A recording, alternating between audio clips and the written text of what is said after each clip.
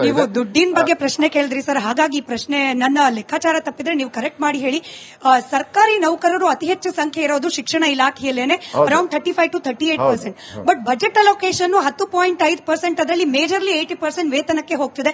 How you managing the finance of education department? Managing ಅಲ್ಲಮ್ಮ, ಹೆಂಗೆ ಅಂತ ಸರ್? ಹೆಂಗೆ ಅದು ಕೊಟ್ಟಿರೋದು ಕರೆಕ್ಟ್ ಆಗಿ ಕೊಟ್ಟಿದ್ದಾರೆ, ಕಮ್ಮಿ ಕೊಟ್ಟಿಲ್ಲ. It is not 10.4%. ಎಲ್ಲ ಸೇರಿಸಿದ್ರೆ ಆಲ್ಮೋಸ್ಟ್ ಇಟ್ ಇಸ್ ಅಬೌಟ್ 12% ಬರುತ್ತೆ.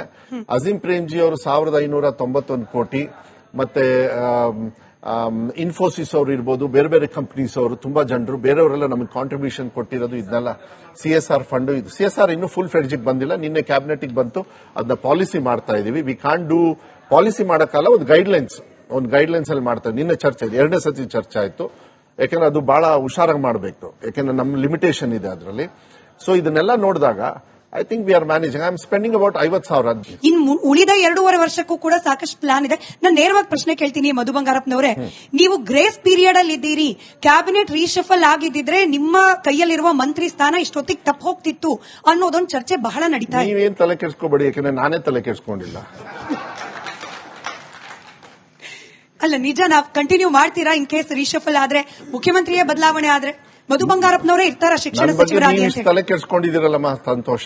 ಯಾಕಂದ್ರೆ ರಾಜ್ಯದ ಮಕ್ಕಳ ಪ್ರಶ್ನೆ ಸರ್, ಯಾಕಂದ್ರೆ ನಿಮಗ್ ವಿಷನ್ ಇದೆ, ನಿಮ್ಮಂತವರೇ ಇನ್ನೊಬ್ರು ಬರಬೇಕಲ್ಲ. ಈ KPSC ಪ್ರಾಜೆಕ್ಟ್ ಗಳು ನಿಂತು ಹೋಗ್ಬಿಡುತ್ತೆ. ಸೊ ಈಗ 2.5 ವರ್ಷಕ್ಕೆ ನಾನು ಪಾಸ್ ಮಾಡಿದ್ರಲ್ಲ, ಥ್ಯಾಂಕ್ ಯು.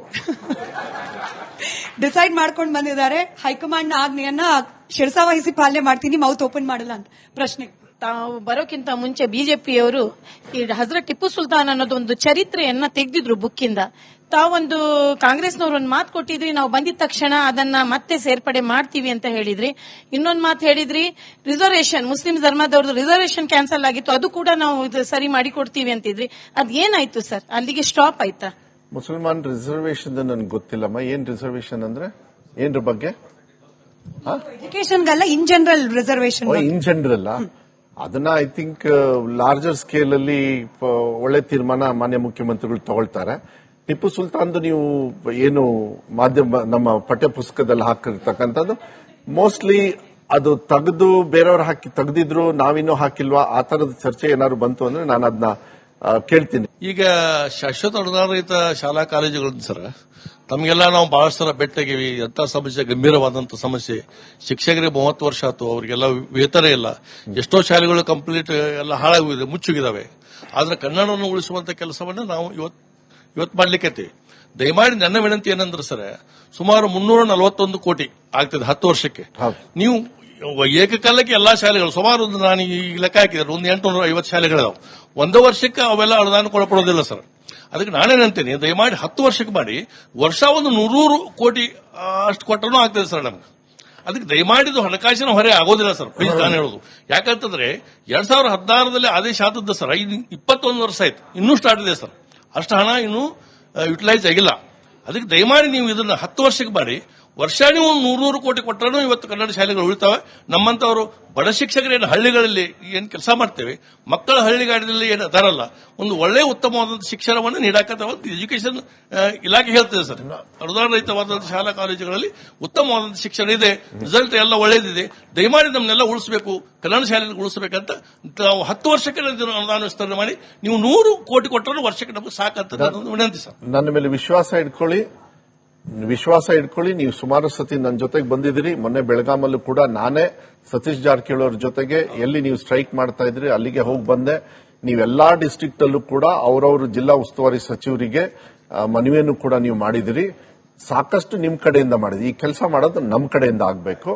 ನಾನು ಇಲಾಖೆಯಿಂದ ಈಗಲೂ ಕೂಡ ನಿಮಗೆ ಹೇಳ್ತಾ ಇದ್ದೀನಿ, ಮಾನ್ಯ ಮುಖ್ಯಮಂತ್ರಿಗಳಿಗೆ ನಾನು ಕೂಡ ಮಾತಾಡಿದ್ದೀನಿ. ಉತ್ತರ ವಿಧಾನಸೌಧದ ಒಳಗೇನೆ ಕೊಟ್ಟಿದ್ದೀನಿ. ಫೈನಾನ್ಸ್ ಒಂದೇ ನನ್ನ ಕನ್ಸ್ಟೆಂಟ್ ಬಿಟ್ರೆ ಮತ್ತಿನ್ನೇನಿಲ್ಲ. 300 ಕೋಟಿ 4 ಲಕ್ಷ ಕೋಟಿ ಖರ್ಚು ಮಾಡತಕ್ಕಂತ ಒಂದು ವ್ಯವಸ್ಥೆಯಲ್ಲಿ ನಮ್ಮ ಕನ್ನಡ ಭಾಷೆಗೆ ನನ್ನ ರಕ್ತ ಕನ್ನಡ ಅಂದ ಮೇಲೆ 300 ಕೋಟಿ ಏನೂ ಇಲ್ಲ. ಅದು ನಾವು ಮಾಡಬೇಕಾಗತ್ತೆ, ನಮ್ಮ ಕರ್ತವ್ಯ. ಇದನ್ನ ಇನ್ನೂ ಕೂಡ ಇವತ್ತಿಂದ ಮತ್ತೆ ಇನ್ನೂ ಹೆಚ್ಚು ಒತ್ತನ್ನ ಈ ಬಜೆಟ್ ಬರೋದ್ರಿಂದ ಕೊಡ್ತಕ್ಕಂಥ ಜವಾಬ್ದಾರಿ ಮಾಡ್ತೀನಿ. ಈಗ ನಮ್ಮ ನಿರ್ಧಾರ ಯಾಕಂದ್ರೆ ಕೆಲವೊಬ್ರು ರಿಟೈರ್ಡ್ ಆಗ್ತಿದ್ದಾರೆ ಸರ್. ನೀವು ವರ್ಷ ಲೇಟ್ ಮಾಡಿದಷ್ಟು ರಿಟೈರ್ಡ್ ಆಗ್ತಿದ್ದಾರೆ. ಆಸೆ ಆಕಾಂಕ್ಷಿಗಳು ನುಚ್ಚು ನೂರಾಗ್ತಿದೆ ಸರ್. ನಾನು ಮನೆಗೆ ಒಂದು ಕನ್ನಡ ಶಾಲೆ ಉಳಿಸೋಕೆ ಹೋಗಿ ಸೇವೆ ಮಾಡಿ ನಾನೇನಾಗ್ತೀನಿ ಅಂದ್ರೆ ಸಂಬಳ ಇಲ್ಲದೆ ನಮ್ಮ ಮನೆಗೆ ರಿಟೈರ್ಡ್ ಹೋಗ್ತಾ ಇದ್ದೀನಿ. ಹಾಗಾಗಿ ದಯವಿಟ್ಟು ಸರ್ ಇದನ್ನ ಮುಂದುವರ್ಸಕ್ ಹೋಗ್ಬೇಡಿ ಸರ್. ಎಷ್ಟೋ ಈಗ ನಮ್ಮ ಅಧ್ಯಕ್ಷರು ಶಿವಪ್ಪ ಅಂತ ಸರ್, ಈಗ ರಿಟೈರ್ಡ್ ಆಗಿ 1 ವರ್ಷ ಆಯ್ತು ಸರ್. ಒಂದು ಸಂಬಳ ತಗೊಳ್ಳದೆ ಬಡ ಮಕ್ಕಳಿಗೆ ಸುಮಾರು 80 ರಿಂದ 90 ಮಕ್ಕಳು ಶಾಲೆಗೆ ಕಳಿಸಿದ್ದಾರೆ ಸರ್. ನಮಗೆ ಎಲ್ಲಿ ಮೋಸ ಆಗ್ತಿದೆ ಅಂದ್ರೆ ಅಲ್ಲಿ ಕನ್ನಡ ಶಾಲೆಗಳಲ್ಲಿ ಮೊಟ್ಟೆ ಹಾಲು ಎಲ್ಲ ಕೊಡ್ತಿದ್ದಾರೆ ಸರ್. ನಮ್ಮ ಮಕ್ಕಳು ಅಲ್ಲಿ ಕಂಪೇರ್ ಮಾಡಿದಾಗ ನಮ್ಮ ಮಕ್ಕಳಿಗೆ ನಾವು ಅನ್ಯಾಯ ಮಾಡ್ತಿದೀವಲ್ಲ, ನಾವೇನು ಮೋಸ ಮಾಡ್ತಿದೀವಲ್ಲ ಅನ್ನೋ ರೀತಿ ಇದೆ ಸರ್. ದಯವಿಟ್ಟು ಇದನ್ನು ಎಕ್ಸ್ಟೆಂಡ್ ಮಾಡಿಬಿಡಿ ಸರ್. ಈ ಬರುವಂತ ಆಯವ್ಯಯದಲ್ಲಿ ಸರ್ ನಿಮ್ಮ ಹೆಸರು ಅಚ್ಚಳಿ ಆಗಿರ್ಬೇಕು ಅಂತ ಕೇಳ್ಕೊಳ್ತಾ ಈ ಮನವಿಯನ್ನ ಮಾಡ್ತೀನಿ ಸರ್. ಆಯವ್ಯಯ ದಯವಿಟ್ಟು ಮುಂದಿನ ನಿರ್ಧಾರ ಕೈಗೊಳ್ಳಬೇಡಿ. ಆಯವ್ಯಯದಲ್ಲಿ ಇದನ್ನ ನಿರ್ಧಾರ ಮಾಡಿ ಸರ್ ದಯವಿಟ್ಟು. ನಾಳೆನೆ ಮತ್ತೋಗಿ ಯಾಕೆ ತಡೆಯಕ್ ಆಗ್ತಾ ಇಲ್ಲ, ನಾಳೆನೆ ಹೋಗಿ ಮನೆ ಮುಖ್ಯಮಂತ್ರಿ ಕಾಲಿಡಿ ತಿನ್ಬೇಕಾದ್ರೆ ಈ ವಿಚಾರದಲ್ಲಿ. ಇದು ಎಜುಕೇಶನ್ ಡಿಪಾರ್ಟ್ಮೆಂಟ್ ಸರ್ಕಾರದಾಯ್ತು. ಈಗ ಪ್ರೈವೇಟ್ ಅಲ್ಲಿ ಮಕ್ಕಳಿಗೆ ಸ್ವಲ್ಪ ಟಾರ್ಚರ್ ಮಾಡೋದು ಫೀಸ್ ಬಗ್ಗೆ ಅದು ಆಗ್ತಾ ಇತ್ತು. ಅದನ್ನ ಸ್ವಲ್ಪ ಸರ್ಕಾರ ಬೇರೆ ಸರ್ಕಾರಗಳನ್ನು ನಿಲ್ಲಿಸಿದ್ದಾರೆ. ಅವ್ರಿಗೆ ಟಾರ್ಚರ್ ಕೊಡಬಾರ್ದು, ಪೇರೆಂಟ್ಸ್ಗೆ ಟಾರ್ಚರ್ ಕೊಡಬಾರ್ದು. ಟಾರ್ಚರ್ ಕೊಟ್ಟರು ಕೊಟ್ಟಿಲ್ಲ ಅಂದ್ರು ಲಾಸ್ಟ್ ಅಲ್ಲಿ ಅವ್ರ ಫೀಸ್ ಅಷ್ಟು ಕಟ್ಟಲೇಬೇಕು. ಅದ್ರ ಬದಲಾಗಿ ಅವ್ರ ಕಡೆಯಿಂದ ಪ್ರೈವೇಟ್ ಎಜುಕೇಶನ್ ಸಿಸ್ಟಮ್ ಅಲ್ಲಿ ಸ್ವಲ್ಪ ಫೀಸ್ ಕಡಿಮೆ ಆದಂಗೆ ಏನಾರ ಒಂದು ನಿಮ್ ಕಡೆಯಿಂದ ನೀತಿ ಬಂದ್ರೆ ಒಳ್ಳೇದು. ಇದಕ್ಕೆ ಒಳ್ಳೆ ಉತ್ತರ, ಒಂದೇ ಉತ್ತರ ಕೊಟ್ಬಿಡ್ತೀನಿ. 2 ಥಿಂಗ್ಸ್ ಇದಕ್ಕೆ ಈಸಿ. ದುಡ್ಡು ಕೊಟ್ಟು ಯಾಕಲ್ಲಿ ಹೋಗ್ತೀರಿ? ನಮ್ಮ ಸರ್ಕಾರಿ ಶಾಲೆಗೆ ಬನ್ನಿ. ಅಲ್ಲ ಸೊ ಕ್ವಾಲಿಟಿ ಸರಿ ಇಲ್ಲ ಅಂತ ಹೇಳಿ ನೀವು ಹೇಳ್ತೀರ. ಆಯ್ತು, KPS ಎಲ್ಲ ಬರ್ತಾ ಇದೆ, ಫ್ರೀ ಬಸ್ ನಿಮ್ ಮನೆ ಹತ್ರನೇ ಕಳಿಸ್ಕೊಡ್ತೀನಿ, ಇನ್ಮೇಲೆ ನಮ್ಮ ಶಾಲೆಗೆ ಬನ್ನಿ. ಬೆಸ್ಟ್ ಟೀಚರ್ಸ್ ಎಲ್ಲಿರೋದು ಗೊತ್ತಾ? ಬರೀ ಸರ್ಕಾರಿ ಶಾಲೆಯಲ್ಲಿ ಮಾತ್ರ. Because they all are merited. ನಾನು ಮಿನಿಸ್ಟರ್ ಆಗಿ ನಾನು ಒಬ್ಬರಿಗೆ ಕೆಲಸ ಕೊಡ್ಸೋದಕ್ಕಾಗೋದಿಲ್ಲ. ಅವರೆಲ್ಲ ಕಷ್ಟಪಟ್ಟು ಓದಿ ಮೆರಿಟ್ ಮೇಲೆ ಬಂದಿರತಕ್ಕಂಥ ಟೀಚರ್ಸ್. ಬಟ್ ನಮ್ ಸಿಸ್ಟಮ್ ಹೆಂಗಾಗಿದೆ ಅಂದ್ರೆ ಅವ್ರನ್ನ ಲೀಸ್ಟ್ ಆಗಿ ಯೂಸ್ ಮಾಡ್ಬಿಟ್ಟಿದೀವಿ. ವರ್ಸ್ಟ್ ಅಂತ ಹೇಳಲ್ಲ, ಲೀಸ್ಟ್ 5 ಮಕ್ಕಳಿರಲ್ಲಿ ಪಾಠ ಹೇಳ್ಕೊಡಕ್ ಹೋಗ್ತೀವಿ. ಇದೆಲ್ಲ ಒಂದ್ ನಿಮಿಷ, ನೀವು ಪರವಾಗಿಲ್ಲ, ನಿಮಗೆ ಎಲ್ಲ ನೀವು ಸ್ವಲ್ಪ ದೂರನೇ ಇರಮ್ಮ ನೀವು ಮೈಕ್. ಸೊ ಇನ್ನೊಂದು ಕೇಳಿದ್ರಿ ನೀವು, ಪ್ರೈವೇಟ್ ಶಾಲೆಗಳು ಸುಪ್ರೀಂ ಕೋರ್ಟ್ ಅಲ್ಲಿ ಅವ್ರ ಕೇಸ್ಗೆ ಹೋಗಿರ್ತಾರೆ, ಅವ್ರಿಗೆ ರಕ್ಷಣೆ ಸಿಕ್ಕುತ್ತೆ. ಸೊ ಅದು ಕೋರ್ಟ್ ಅಲ್ಲಿ ಇರೋದ್ರಿಂದ ನಾನು ಮಾತಾಡಕ್ ಆಗೋದಿಲ್ಲ ಸರ್. ನಾನು ಹಳ್ಳಿಯಲ್ಲಿ ಓದಿರೋನು, ಬಟ್ ಈಗ ನಾನು ಹಳ್ಳಿಯಲ್ಲಿ ವಾಸ ಇರೋದ್ರಿಂದ ಹಳ್ಳಿಗಳಲ್ಲಿ ಅಂಗನವಾಡಿ ಶಾಲೆಗಳಲ್ಲಿ ಈ ಕಮ್ಯುನಿಟಿನ ತುಂಬಾ ಎತ್ತಿ ಆಡ್ತಾ ಇದ್ದಾರೆ. ಯಾಕಂದ್ರೆ ಅಲ್ಲಿ ಒಂದು SC ಮಹಿಳೆ ಅಡಿಗೆ ಮಾಡ್ತಾರೆ ಅಂದ್ರೆ ಮೇಲ್ವರ್ಗದ ಮಕ್ಕಳಲ್ಲಿ ಊಟ ಮಾಡಲ್ಲ. ಯಾಕಂದ್ರೆ ಇದು ನನ್ನ ಗಮನಕ್ಕೆ ತುಂಬಾ ಜನ ತಂದಿದ್ದಾರೆ, ನಿಮ್ಮನ್ನ ಪ್ರಶ್ನೆ ಮಾಡಿ ಅಂತ ಕೂಡ ಹೇಳಿದ್ದಾರೆ. ತುಂಬಾ ಊರುಗಳಲ್ಲಿ ಎಷ್ಟೋ ಶಾಲೆಗಳಲ್ಲಿ ಅಂಗನವಾಡಿ ಶಾಲೆಗಳಲ್ಲಿ SC ಮಹಿಳೆ ಇದಾರೆ ಅಂದ್ರೆ ಅಲ್ಲಿ ಮಕ್ಕಳು ಕೂಡ ಕಳಿಸ್ತಾ ಇಲ್ಲ. ಇದು ದೊಡ್ಡ ಮಟ್ಟದಲ್ಲಿ ಚಾಮರಾಜನಗರದೆಲ್ಲ ನಡೀತು, ನಮ್ಮ ಚಿಕ್ಕಬಳ್ಳಾಪುರ ವಿಧಾನಸಭಾ ಕ್ಷೇತ್ರದಲ್ಲಿ ಇದು ನಡೀತಾ ಇದೆ. ದಯವಿಟ್ಟು ಇದಕ್ಕೆ ಶಾಶ್ವತವಾದ ಒಂದು ಪರಿಹಾರ ಕೊಡಬೇಕು. ಯಾಕಂದ್ರೆ ಜಾತಿ ತಾರತಮ್ಯದ ಮೇಲೆ ಹೋದ್ರೆ ಶಿಕ್ಷಣ ಇಲಾಖೆಗೆ ದೊಡ್ಡ ಪೆಟ್ಟು ಬೀಳುತ್ತೆ. ದಯವಿಟ್ಟು ಇದನ್ನ ಒಂದು ದೊಡ್ಡ ಮಟ್ಟದಲ್ಲಿ ಒಂದು ಕ್ರಾಂತಿ ಆಗ್ಬೇಕು, ನಿಮ್ಮಿಂದ ಆಗ್ಬೇಕಂತ ನಾನು ಬಯಸ್ತೀನಿ ಸರ್.